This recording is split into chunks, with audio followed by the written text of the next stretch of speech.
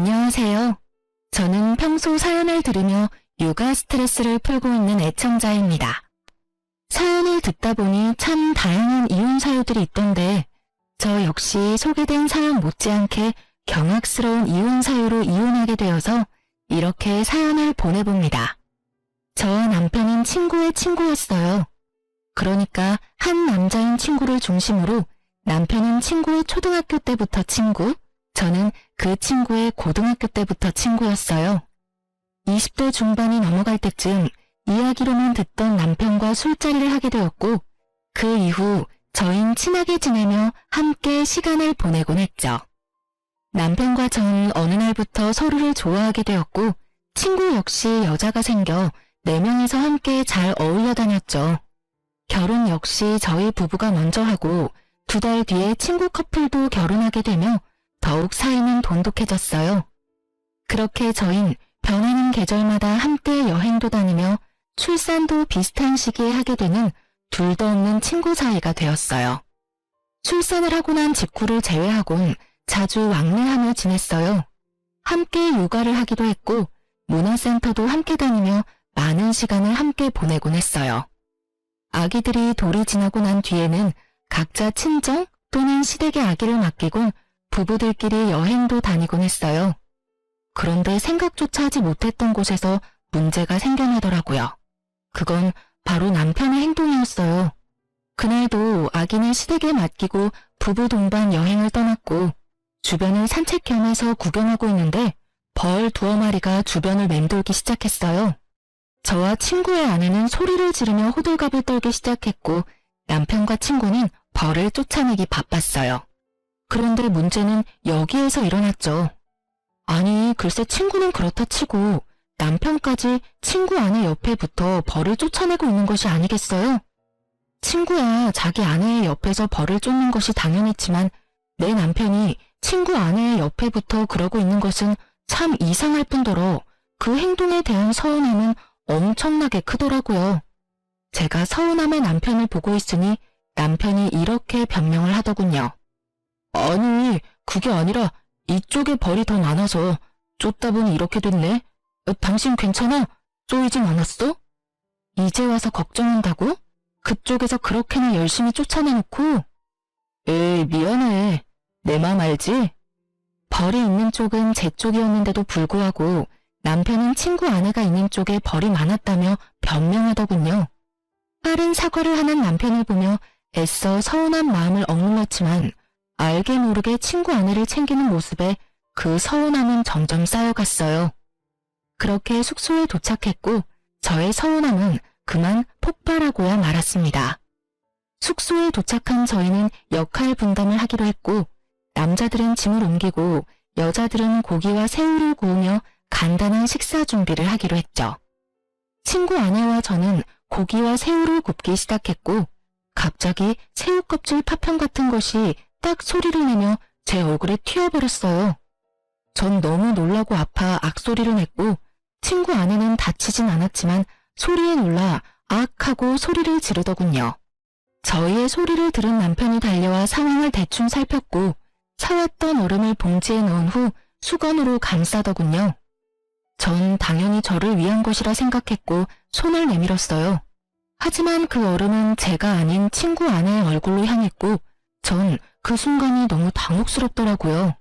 하지만 저보다 더 당황한 친구의 아내가 멋쩍은 듯 자신은 다치지 않았고 제가 다쳤다며 얼음을 저에게 내밀었고 전 순간 기분이 팍 상하며 서운함이 폭발해버렸죠. 자기 눈에는 다친 내가 안 보여? 누가 봐도 다친 쪽은 나잖아. 진짜 미안. 순간적으로 너무 놀라서 그랬어. 그것도 변명이라고 해? 순간적으로 놀란 상황이었다면 더더욱 그 얼음은 내 얼굴로 왔어야지. 지의 얼굴이 아니라. 그게 진짜 미안. 순간 보이는 게 지혜씨 놀란 얼굴이라서 손이 먼저 나갔나 봐. 당연히 여보부터 챙겼어야 했는데 먼저 보인 얼굴이 지혜씨라서 나도 모르게 그만. 정말 미안해. 그 말도 정말 황당한 거 알아? 지혜만 소리를 지른 것도 아니고 나도 소리 질렀는데 어떻게 내가 아닌 지혜를 먼저 볼 수가 있어. 난 당연히 다쳤을 거라 생각했다니까. 아니, 그리고 생각해보니까 내가 마냥 미안하다고 하는 것도 이상하지 않아? 난 정말 지혜씨가 다치고 당신은 괜찮은 줄 알았어. 너무 놀란 상태였고 그 순간 처음 보인 게 나랑 마주보는 자리에 있던 지혜씨였으니까. 그래서 지혜씨한테 얼음을 챙겨준 것뿐이야. 그게 그렇게 잘못된 행동이야? 당신이 이렇게 화낼 만큼? 당신은 지금 내 말을 하나도 이해하지 못했구나. 내가 왜 섭섭해하는지도 내가 왜 화가 났는지도 전혀 모르고 있고 당신이 이런 사람인 걸 아니까 더 화가 나는 거야. 남일이라면 그게 설사 나라도 이렇게나 관심이 없는데 오늘 당신 행동은 유독 거슬리잖아. 당신은 모르겠어? 당신 오늘 행동 이상한 거? 남편은 제 말에 아무 말도 못하더라고요. 저는 그 모습에 더욱 화가 났지만 더는 친구 부부 앞에서 심한 꼴을 보이고 싶지 않았기에 흥분을 가라앉히고자 방으로 들어와 버렸어요. 혼자가 되자 서러움이 복받쳐 눈물이 나기 시작했고 곧 주체할 수 없이 눈물이 나오더라고요. 그 순간 친구의 아내가 방으로 들어왔고 울고 있는 저를 보고선 괜히 자신이 미안하다며 저를 달래주기 시작했어요. 혜진아, 울지 마. 아, 괜히 나 때문에 내가 미안해. 네가 왜 미안해. 잘못은 내 남편이 했는데. 네가 미안해할 이유 전혀 없어. 그게 아니라 사실은 내가 요즘 우울증 증세가 좀 심해졌거든. 이유 없이 눈물도 막 나고 나쁜 생각만 들고 너무 무기력하고 그래. 그래서 아마 혜진이 네 남편이 날 더 신경 써주는 것 같아. 미안해 혜진아. 아, 그래? 그랬구나. 전 이상했어요. 평소 섬세함, 다정함과는 거리가 멀어도 한참 먼 남편이 친구 아내가 우울증인데 이렇게까지 신경을 쓰는 것도 이상했지만 친구의 아내가 우울증이 심하다는 것까지 세세하게 알고 있다는 사실이 더욱 이상하고 이해가 되지 않았어요. 친구가 우울증 이야기를 하며 잘 챙겨달라고 했겠지 라고 생각해 보려고 해도 그 역시 말이 안 됐어요. 같은 여자이고 더 가깝게 지내는 제가 있는데 저에게도 말하지 않은 사실을 굳이 남편에게 말했을 리가 없었으니까요. 어떻게 생각을 해도 남편의 행동은 분명 이상했어요. 이상한 것 투성이었지만 기껏 기분 전환 겸 온 여행에서 더는 분위기를 망치고 싶지 않았고 그렇기에 사과를 하러 온 남편의 사과를 받아주었어요. 그렇게 분위기를 맞춰주며 나름 여행을 잘 마무리할 수 있었고 그날 이후 전 남편의 행동을 자세히 살피기 시작했어요. 남편에게 별다른 특이점은 보이지 않았고 변한 것이 있긴 했는데 저와 딸에게 더 신경을 써주며 더욱 잘 대하려고 노력한다는 것이었어요. 그런 모습을 보면 괜히 억측이었나 하는 생각이 들었고 그렇게 전 남편을 향한 미운 시선을 거두고 다시 남편과 잘 지내며 평소와 다름이 없는 일상을 보냈어요. 여행을 다녀오고 난 후 친구 부부와는 자연스럽게 거리가 생기기 시작하더군요. 그 이유는 저희 부부의 다툼 때문이었는데 그런 이유로 다투고 나니 친구 부부를 보는 것이 좀 꺼려지더라고요. 그래서 저희 만나는 날이 줄어들었고 점점 그날의 일을 잊어가고 있었어요. 그날의 일을 잊어가는 만큼 친구 부부와 저희 부부 사이의 갯돈은 쌓여갔고 저흰 이번 여행을 마지막으로 걔는 더 이상 하지 않기로 결정하고 오랜만에 마지막 여행을 떠나게 되었어요. 시간도 꽤 흘렀고 그때의 감정은 많이 무뎌진 상태였기에 비교적 설레는 마음으로 여행을 떠났고 숙소를 보는 순간 정말 오길 잘했다는 생각이 들더군요.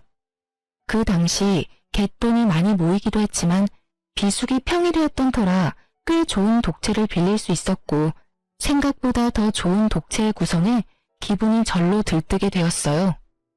이번이 마지막 여행이라는 것이 너무 아쉬운 만큼 즐거운 시간을 보냈고 그 즐거움은 저녁 술자리까지 이어졌어요. 술을 꽤 즐기고 잘 먹는 세 사람과는 달리 전 술을 즐기지도 잘 먹지도 못했기에 취기가 오르려고 할 때쯤 저는 먼저 자겠다며 방으로 들어왔고 눈 떠보니 아침이더라고요. 당연히 옆에서 자고 있겠지 했던 남편은 제 옆에 없었고 제 옆이 아니면 당연히 거실에는 있어야 할 남편의 모습은 거실에서도 보이지 않았어요. 저는 혹시나 하는 마음에 친구 부부의 방문을 살짝 열어보았고 침대엔 친구 부부가 자고 있더군요. 그 순간 안도감이 들며 문을 닫으려는 순간 남편이 보이는데 제 눈을 의심했습니다. 글쎄 남편이 침대 옆에 누워 친구 아내 손을 잡고 잠이 든 것이 아니겠어요? 그 모습을 본 순간 완벽한 여행은 순식간에 최악의 여행이 되어버렸고 남편을 향해 소리를 질러버렸어요. 야, 너 도대체 뭐 하는 짓이야? 저의 고함에 세 사람은 누가 먼저라고 할 것도 없이 일어났고 다들 제가 왜 그러는지 사태 파악을 하느라 정신이 없어 보이더라고요. 남편과 친구의 아내는 여전히 손을 잡고 있었고 그 모습을 친구가 먼저 발견하게 되었죠. 여보, 지금 다은이랑 손 잡고 있는 거야? 두 사람이 손을 왜 잡고 있어? 친구의 물음에 그제야 손을 잡고 있다는 것을 인지한 두 사람이 서둘러 손을 놔버렸지만 이미 늦은 일이었죠. 저와 친구의 표정은 걷잡을 수 없이 굳어지고 있었으니까요. 저도 저였지만 친구 역시 화가 많이 난 듯 했어요. 꽤 오랜 시간 친구를 봐왔지만 처음 보는 표정이었으니까요. 친구는 아무 말이 없었고 분위기는 급격하게 무서워질 때 남편이 변명을 하기 시작하더라고요. 오해야, 정말 생각하고 있는 그런 이상한 거 아니야. 내 말 좀 들어봐. 어제 우리 전부 다 과음해서 다 취했었잖아. 나도 취해서 당연히 당신 손인 줄 알고 잡고 잠들었어. 난 정말 당신 손인 줄 알았다고. 어떻게 보면 참 그럴싸한 변명이었지만 어떻게 들으면 성의가 조금 더 없는 변명이었죠. 전 더는 그 자리에 있고 싶지 않았고 아무 말도 하지 않은 채 제 짐만 챙겨 혼자 차를 끌고 집으로 돌아와 버렸어요. 돌아오는 내내 생각하고 또 생각했지만 말이 되지 않는 상황이었기에 화가 가라앉기는커녕 더욱 끓어오르기만 하더라고요. 그렇게 화를 삭히지 못하고 집안을 걸어다니고 있으니 친구의 차를 얻어 타고 온 남편이 들어왔고 자신을 노골적으로 피하는 저를 붙잡더니 변명을 토해내기 시작하더군요.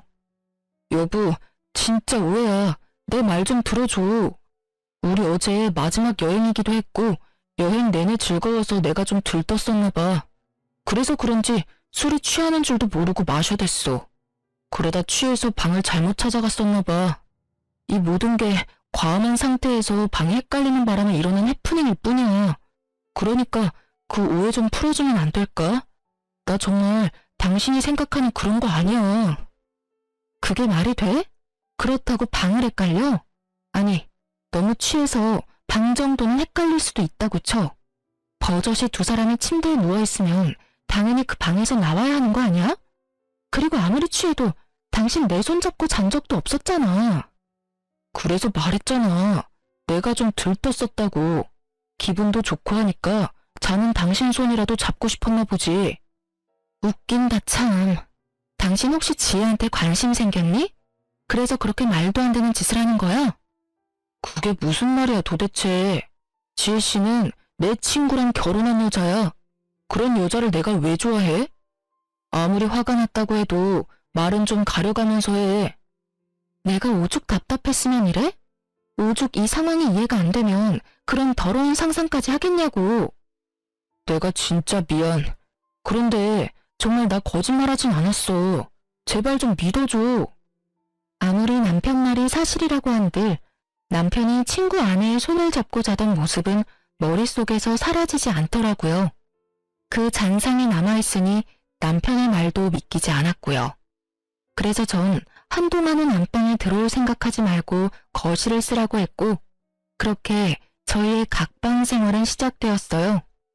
저의 화는 쉽게 풀리지 않았고 일주일이란 시간이 흘렀어요. 평소 저희는 부부싸움을 해도 이렇게까지 길게 하는 스타일이 아니었고 만약 길어지더라도 시간이 흐름에 따라 왜 싸웠는지조차 잊어버려 흐지부지 서로 말을 걸며 싸움이 끝나는 경우가 대부분이었어요. 하지만 이번엔 평소 때와는 달랐고 저의 머릿속엔 그날의 일이 잊히기는커녕 점점 선명해지더군요. 남편은 그저 해프닝이라고 했지만 전 이미 남편의 태도 때문에 서운한 일도 있었으니 이번 일이 그저 해프닝이라며 넘길 수가 더욱 없더라고요. 그날도 말 한마디 섞지 않는 남편은 출근을 하고 전 집에서 딸과 함께 시간을 보내고 있었어요. 그런데 친구에게 전화가 오더군요. 그날 이후 처음으로 저에게 전화를 건 친구는 심각한 목소리로 잠시 나올 순 없겠냐고 묻더라고요.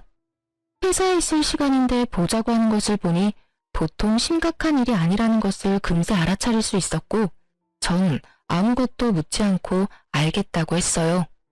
서둘러 준비를 마친 전 딸을 집에서 가까운 시댁에 맡기고 친구를 만나러 갔어요. 약속 장소에서 마주한 친구의 얼굴은 일주일 전과 비교도 되지 않을 정도로 엉망이더라고요. 그 얼굴을 보는데 괜히 잘못도 없는 제가 다 미안한 마음이 들더군요. 전 괜히 친구의 눈치를 살피게 되었고, 친구는 그런 저를 보더니 2장의 서류를 내밀었어요.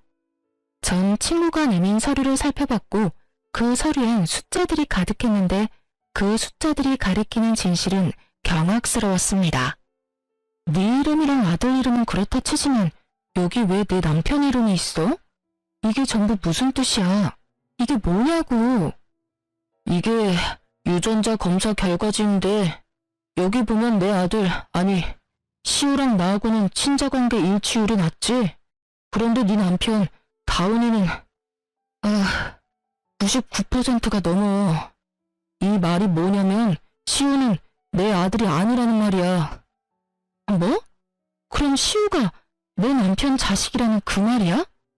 저의 물음에 친구는 고개를 끄덕였고 전 상상치도 못한 진실에 정신을 못 차리고 멍하니 있었죠. 퍼센트로 듣고 나니 정신이 더욱 아득해졌고 전 친구에게 현실이 맞는 것인지 재차 물어보기까지 했어요. 저의 물음에 친구는 현실이 틀림없음을 일깨워 주더군요. 이게 도대체 뭐야? 전부 사실인 거야? 정말 현실인 거지? 꿈 아니지? 현실 맞고 사실도 맞아. 네가 보고 들은 대로 두 연놈이 그렇고 그런 사이인 것도 모자라서 애까지 낳았더라고. 우릴 감쪽같이 속이고 말이야. 할 말이 없더라고요. 아니, 그간의 이상했던 남편의 행실들이 떠오르며 할 말을 잠시 잃었다는 게 더 정확한 표현이었어요. 전 할 말을 잃었고 그간 남편의 행실이 드디어 이해되기 시작했어요. 이런 사이이니 제가 앞에 있는데도 불구하고 상간녀를 챙겼고 술에 취해 정신을 놓고 상간녀의 손을 잡고 잠이 들었던 것이었어요. 전 그저 허탈함이 몰려왔고 그 허탈함에 웃음이 나더라고요. 그런 저를 보던 친구는 왜 이런 검사까지 하게 되었는지 설명하기 시작했어요. 처음엔 그저 시우가 당근 알레르기가 있다는 사실을 알게 됐고 그땐 그냥 신기한 우연이라고 생각했어. 그렇잖아. 제일 친한 친구가 당근 알레르기 있는데 내 아들도 당근을 먹더니 온몸에 두드러기가 나니까. 심지어 증상도 네 남편이랑 똑같았는데도 그런 쪽으로 생각도 안 해봤으니 그저 신기하다고만 생각했던 것 같아. 그런데 점점 이상한 거야. 지나치게 내 아내를 챙기는 모습도 그렇고 괜히 내 눈치를 보는 아내도 그렇고 이상하다 싶었는데 그날 두 사람이 손을 잡고 있는 모습을 보는데 의심이 확신이 되더라고. 그래서 그 새끼가 숙소에서 쓰던 칫솔이랑 쓰던 베개에서 머리카락 좀 챙겨서 의뢰했는데 결과가 이렇네? 이게 무슨 일이냐 도대체. 친구도 허탈한 듯 웃어버리더군요. 그런 생각은 했었어요. 어쩌면 남편이 친구 아내에게 약간의 호감 정도는 있을 수 있겠다고요. 정말 딱 그 정도까진 생각하긴 했었지만 이렇게 깊은 관계라곤 상상조차 한 적이 없었는데 제 앞에 닥친 현실이 너무 아프고 충격적이더군요. 친구 역시 충격이 컸다고 하며 말을 이어나갔어요. 앞으로 어떻게 해야 좋을까? 나 혼자 결정할 문제는 아닌 것 같아서 불렀어. 넌 어떻게 했으면 좋겠어? 어떻게 하면... 친구의 말을 듣는데 눈물이 나오더군요. 제가 울기 시작하자 친구 역시 울기 시작했고 그간 많이 힘들었는지 어깨까지 들썩이며 울기 시작하더군요. 울 만큼 운 친구와 저는 이야기를 나눴고 저희의 뜻은 같았어요. 저흰 두 사람을 용서할 마음도 이대로 편하게 살게 할 마음도 없었기에 계획을 세웠고 그 눈물의 계획은 곧바로 실행하기로 했어요. 일단 친구는 남편에게 빌려준 돈부터 돌려받기로 했어요. 그간 저도 모르게 적게는 50만 원, 많게는 300만 원. 이런 식으로 빌린 돈이 꽤 되더라고요. 입금 내역을 살펴보니 그 금액이 총 3천만 원 가까이 되더군요. 가족 같은 친구에게 빌려줬고 받을 생각도 없었다는 친구의 말을 듣는데 마음이 참 아프더군요. 너 미쳤어? 이렇게 큰 돈을 왜 빌려준 거야? 나야 집에 급한 일이 있다고 하길래 빌려줬지. 너도 알다시피 이런 일 알기 전까진 그 새끼가 나한텐 가족 같은 친구였잖아. 그러니까 그냥 빌려준 거지. 어차피 못 받는다고 생각하고 빌려준 돈이라 계산도 안 해봤었는데 3천만 원이라니. 사실 나도 좀 놀랐어. 아니 근데 이 새끼는 그럼 이 돈을 다 어디에 썼단 말이야? 집에는 이렇게 돈이 들 일이 전혀 없었는데 시댁도 마찬가지고. 그러게. 한참을 생각하던 친구는 불현듯 무언가가 떠오른 듯 짧은 탄성을 내뱉더니 저에게 돈이 어디로 갔는지 알려주더군요. 그 새끼 나한테 빌린 돈으로 내 아내한테 선물 사준 것 같아.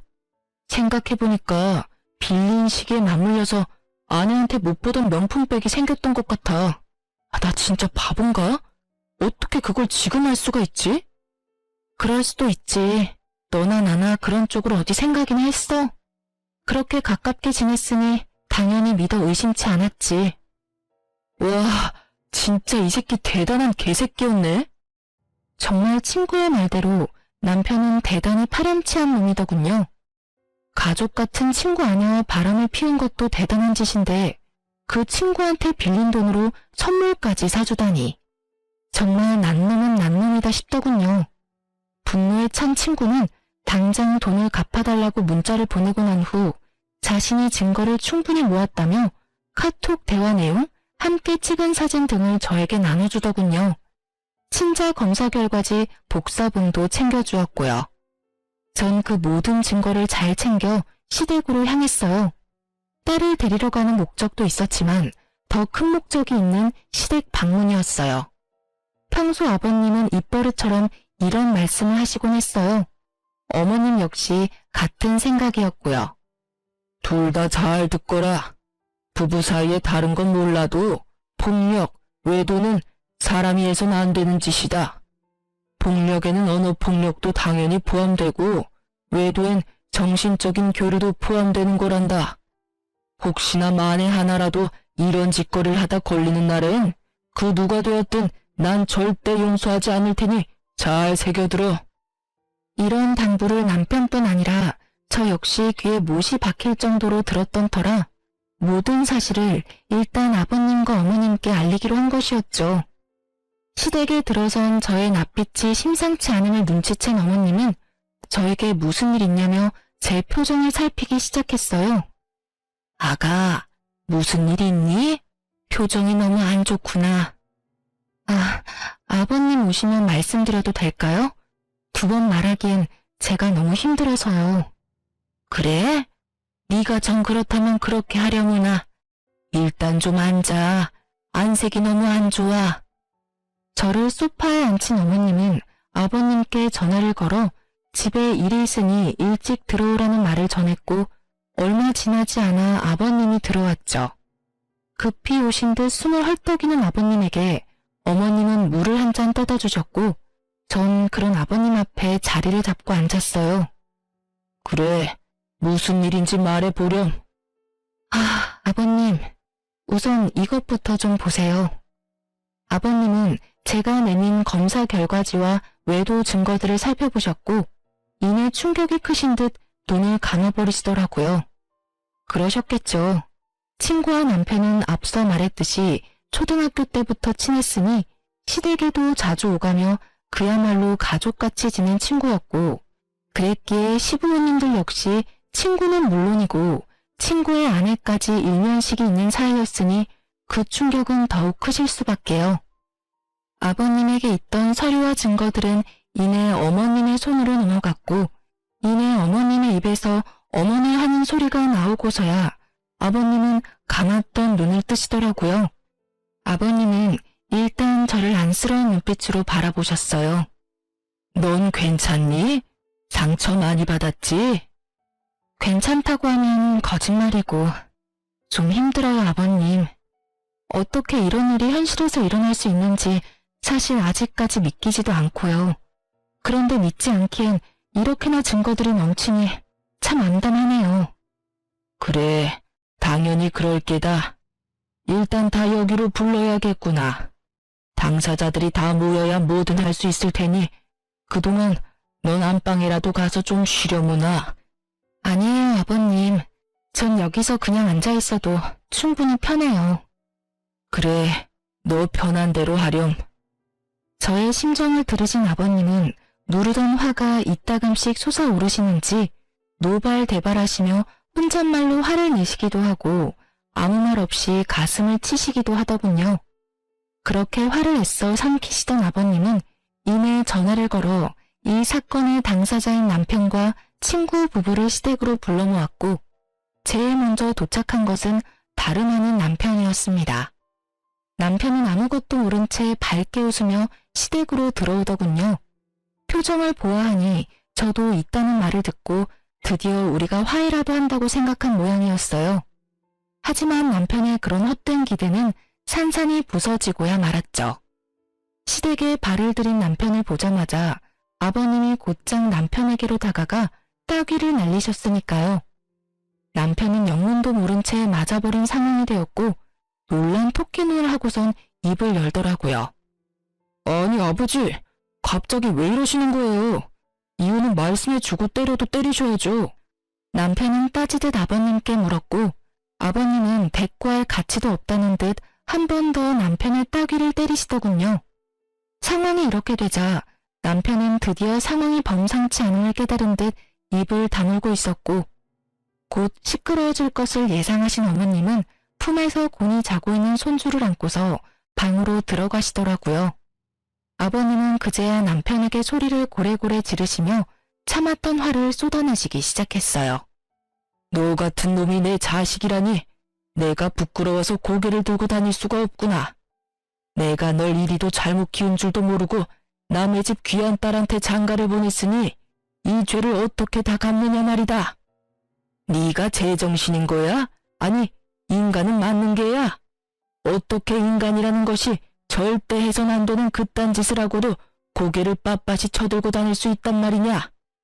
너 하나 때문에 지금 몇 명이나 상처받고 인생이 망가졌는데 네가 웃어? 난 너 같은 자식은 필요 없다. 앞으로는 자식 하나 없는 셈 치고 살 테니 너도 그런 줄 알아. 아직까지도 영문을 알 수 없는 남편은 분노가 극에 달한 아버님이 무섭긴 했는지 아버님에게서 한 발 물러서며 이렇게 말하더군요. 아버지, 갑자기 왜 이러시는지 이유라도 설명해 주세요. 저도 뭘 알고 혼나도 혼나고 맞아도 맞아야죠. 아직도 감도 못 잡은 꼴이라니. 이렇게까지 내가 화를 내는데 그 이유를 정녕 모르는 게야? 네가, 네 놈이 감히 내가 그렇게 당부했건만 감히 바람을 피워? 그것도 가장 친한 친구 아내를 상대로? 아버님의 말에 남편의 얼굴이 그야말로 사색이 되어 가더군요. 그러면서 저를 한번 쓱 보더니 변명을 하기 시작했어요. 변명을 들어보니 고작 상간녀와 손잡고 잠이 든 사실로 화가 많이 난 제가 아버님에게 이른 것이라고 착각하는 듯 했지만요. 아버지, 그게 아니라 다 오해예요. 저희가 다 함께 어울려 여행 자주 다녔던 건 알고 계시죠? 무슨 말을 어떻게 들으셨는지 모르겠지만 그 일도 단순하게 술을 많이 먹고 일어난 실수 같은 일이었어요. 집사람한테도 충분히 설명을 했는데 집사람은 아직 화가 풀리지 않았고요. 하지만 집사람이 생각하는 것처럼 절대 바람을 피운 사실은 없어요. 정말이에요. 맹세할 수 있어요. 아버님이 모든 사실을 다 알고 있다는 사실을 전혀 모르는 남편놈은 맹세라는 단어까지 써가며 자신의 억울함을 털어놓았고 그런 남편의 거짓말에 더욱 화가 난 아버님의 손이 다시 올라가는 순간 친구 부부가 배를 눌렀고 일단 상황은 잠시 멈추게 되었어요. 살얼음판 같은 분위기와도 같은 상황에서 등장한 두 사람의 반응은 그야말로 극과 극이더군요. 많은 것을 각오한 듯한 비장한 표정의 친구는 아버님께 간단한 목례를 한 뒤 저의 근처에 자리를 잡고 섰고, 무거운 분위기에 살짝 겁을 먹은 듯한 상간녀는 자신의 남편을 따라 목례를 한 뒤 제 옆에 딱 붙어 앉더라고요. 전 그런 상간녀에게 살짝 떨어지며 말했어요. 내 옆자리 말고 넌 저기에 가서 앉아. 이렇게 말하며 제 남편의 옆자리를 가리켰고, 무슨 일인지 전혀 알지 못하는 상간녀는 많이 의아해하면서도 심상치 않은 분위기에 제 말대로 남편의 옆으로 가더군요. 그리고 아버님의 말씀에 따라 불륜의 증거들이 거실 바닥에 흩날리며 긴 이야기가 시작되었어요. 너 방금 오해라고 그랬지? 이걸 보고도 그런 말이 나올 수 있는지 어디 보자. 아버님께서 나열한 증거들을 보던 두 사람은 동공이 흔들리기 시작했고, 유전자 검사 결과지에서 한눈에 보기에도 알 만큼 심하게 동공이 흔들리더라고요. 그보다 더 확실한 외도 증거가 있음에도 불구하고 변명할 말이 있는지 남편과 상간녀의 입에서 변명의 말들이 쏟아져 나왔고, 그 말들은 상황만 더욱 악화시킬 뿐이었어요. 그게 아니라요. 아버지, 저희가 처음부터 작정하고 그랬던 것이 아니라 어쩌다 보니 딱 하룻밤 실수했는데 아기가 덜컥 생겨버렸어요. 이미 생긴 아기를 없앨 수도 없는 노릇이었고, 고민하면서 차일피일 미루다 보니 이미 늦었더라고요. 그래서 일이 이렇게 돼버렸어요. 네, 맞아요, 아버님. 처음부터 이러려는 건 아니었어요. 덜컥 임신을 해버렸고 어떤 것도 확신할 수 없는 상황이었어요. 시기가 비슷해서, 그래서 단호하게 결정을 내릴 수도 없는 상황이 계속되다 보니 배가 불러왔고, 고민이 길어지다 보니 출산까지 하게 됐어요. 그렇게 나와보니 시우가 이 사람 아들이더라고요. 정말 그럴 거라고 확신하고 낳은 아이가 아니었어요. 정말이에요.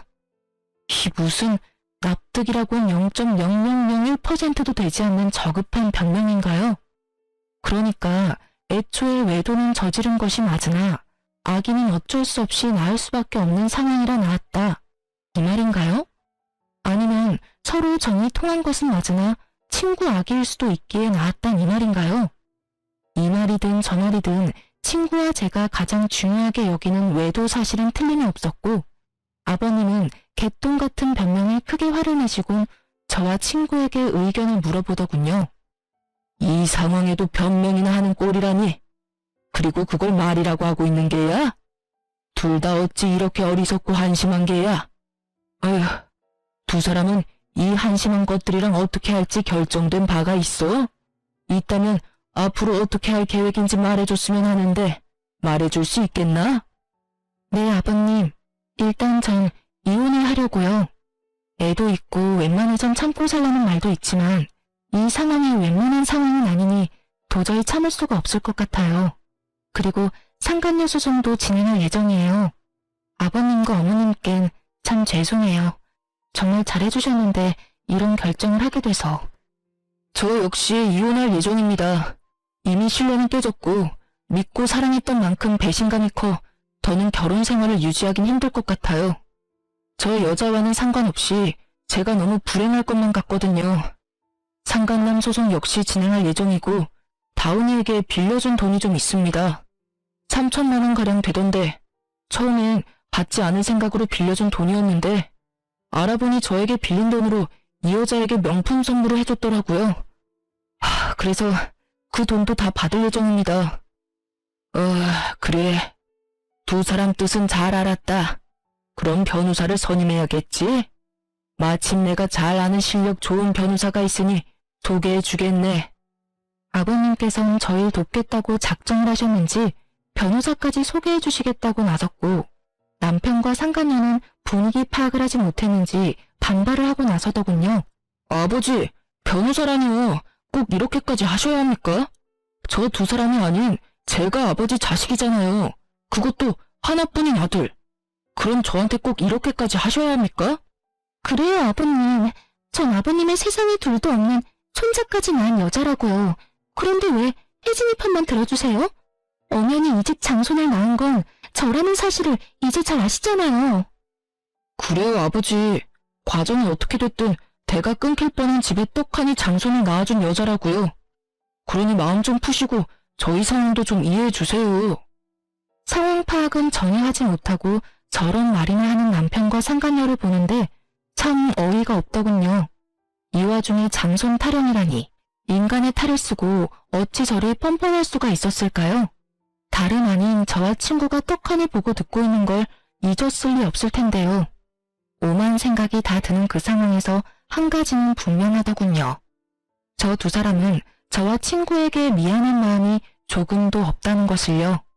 그렇지 않고서야 모든 사실이 밝혀진 지금 저희에게 사과는커녕 미안하단 눈빛조차도 보내지 않을 리가 없었을 테니까요. 상황이 이렇게 되자 전 어떻게 해서든 두 사람을 나락으로 떨어뜨려버리고 싶었어요. 남편을 너무 사랑했던 만큼 배신감 역시 엄청났으니까요. 아버님 역시 이런 제 마음을 100번 이해한다는 듯 부들부들 떨고 있는 제 손을 토닥여주시면서 남편을 향해 호통을 치시더군요. 하나뿐인 아들? 내 말을 잊은 게야? 난 분명 너 같은 자식은 이제 없는 셈 친다고 하지 않았느냐? 다시 한번 말해주마. 오늘부터 넌 내 자식이 아니다. 즉 연을 끊자 이 말이야. 그러니 자연스럽게 그 아이도 내 손주가 아니다. 아이라도 들이밀며 어떻게 해서든 나한테 비벼볼 생각이라도 하려 들거든. 쓸데없는 짓이니 괜히 아이만 더 불쌍하게 만들지 말란 말이다. 아버지, 그래도 제가 아버지 자식인데 연을 끊겠다니 그 무슨 어떻게 저한테 이렇게까지 매정하실 수가 있어요. 박다훈, 내가 이 이름을 지을 때 얼마나 행복했는지 넌 모를 거다. 그 행복했던 기억과 감정이 아직 내 마음과 머릿속에 남아있는데 내가 이렇게까지 할 땐 그만한 잘못을 네가 저질렀다는 생각은 못하는 게야? 아무리 제가 잘못했다고 한들 혜진이는 엄연한 남이고 제가 아버지 핏줄이잖아요. 핏줄이기에 이러는 것이다. 내 핏줄이기에. 난 네가 모든 사실이 밝혀진다면 적어도 혜진이한테 사과라도 할 줄 알았다. 비록 그것이 눈에 훤히 보이는 거짓 사과라고 하더라도 네가 최소한 사람 새끼가 맞는다면 네가 큰 배신을 한 혜진이에게 사과라도 할 줄 알았다 이 말이다. 그런데 넌 어떻게 했느냐? 혜진이를 보기는커녕 시종일관 어떻게 해서든 교묘한 수로 상황을 피해가려는 행동만 하고 내 눈치만 살피면서 내 마음만 풀어보려고 하지 않았느냐? 그제야 남편은 저와 친구를 바라보더군요. 여보, 미안해. 너한테도 내가 할 말이 없다. 그런데 정말 작정하고 두 사람을 속인 건 아니었어. 그것만은 믿어줘. 이때껏 아무 말도 없다가 기껏 한다는 말이 젖따위더라고요. 얼마나 어이가 없었으면 그 심각한 상황에 코웃음이 다 나더군요. 작정한 게 아니야? 정말 그랬다면 모든 사실을 알았을 때라도 두 사람이 만나지 말았어야지. 관계를 끊었어야지. 적어도 우리한테 그 정도 예의는 지켜줬어야지. 그 당연한 예의도 지키지 못했으면서 작정하고 속인 게 아니야? 넌 지금 그걸 사과라고 하며 그걸 변명이라고 짓거리는 거야? 할 말이 없으면 차라리 하지를 마. 그 편이 덜 비참해. 아니야. 정말 미안해. 진심이야. 진심이라는 남편의 말과는 달리 그 눈동자엔 어떠한 미안함도 담고 있지 않더군요. 그 눈빛을 보는데 절망감조차 느껴지지 않더군요. 친구 역시 저와 같은 마음인 듯 남편을 바라보는 눈빛에 기대라곤 찾아볼 수 없더라고요. 그런 남편의 눈빛과 저의 마음을 아버님 역시 알아채시고 말하셨죠. 그걸 진심을 담아서 한 사과라고 하는 것이냐? 난 너를 이렇게 파렴치한 놈으로 키운 적이 없는데 네가 이렇게 컸다면 그 역시 내 탓이라고 생각한다. 그렇기에 더욱 난 너를 자식으로 받아들일 수가 없는 게야. 난 내 하나뿐인 자식을 보지 않는 것으로 자식을 잘못 키운 벌을 받을 생각이다. 네 엄마도 내 뜻을 따르기로 했고 그러니 너는 설득할 생각 말고 이 집에서 나가거라. 그리고 두 번 다신 이 집에 발 도드리지 말거라. 그렇게 상황은 마무리되었고 한동안 제 마음은 편치 않았어요. 아버님이 평생 아들을 보지 않는 것으로 자신 역시 벌을 받는다는 말이 가슴에 깊게 남아 마음이 참 아프더라고요. 평소 아버님이 남편을 얼마나 아끼고 사랑했는지를 누구보다 잘 알았기에 더욱 그 아픔이 크게 다가왔던 것 같아요. 친구와 전 아버님께서 소개해 주신 변호사분을 만나 충분한 상담을 한 후 이혼과 상간남, 상간녀 소송을 진행하기로 했어요. 그렇게 이혼이 진행되는 사이 아버님이 그간 가족으로 살 수 있어 여러모로 고맙고 행복했다며 살고 있는 집 명의를 아버님 명의에서 제 명의로 돌려주시더라고요. 이까짓 걸로 제 마음을 풀어보려는 것이 아니라며 그저 자신이 줄 수 있는 양육비이자 위자료라고요. 혼자 딸을 키워나가는 것이 제가 예상하는 것보다 훨씬 힘이 드는 일이라는 걸 저는 알고 있었고 그렇기에 전 그저 감사하다며 받았습니다. 소송이 시작되었고 생각보다 그 과정은 더 치열하고 더럽더라고요. 하지만 증거는 더할 나위 없이 명확했고 저와 친구는 원하는 대로 소송을 마칠 수가 있었어요. 결혼할 때도 맨몸으로 시집왔던 상간녀는 위자료를 감당할 여유 따윈 없었고 상간녀에 대한 마음이 진심인 전 남편이 자신의 위자료와 상간녀의 위자료까지 감당하고 나서더군요.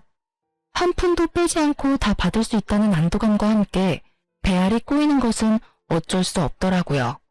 사람 감정이란 게 참 마음 같지 않다는 걸 다시 한번 깨달았네요.